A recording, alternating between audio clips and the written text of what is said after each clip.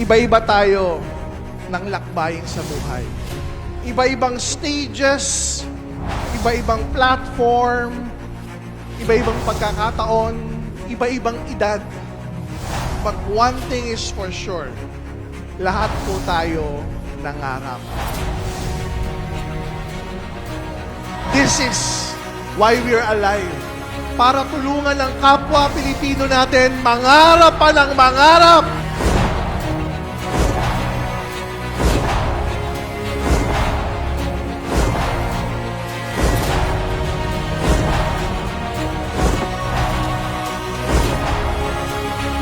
Buong buhay mo, hindi mo akalain na pwede kang mangarap ng ganito kalaki.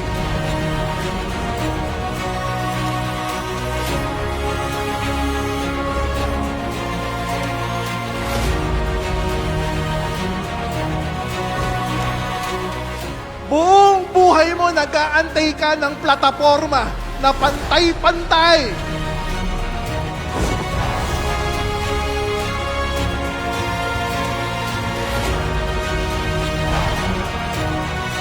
Hindi ka i-judge kung may pinag-aaralan ka man o wala.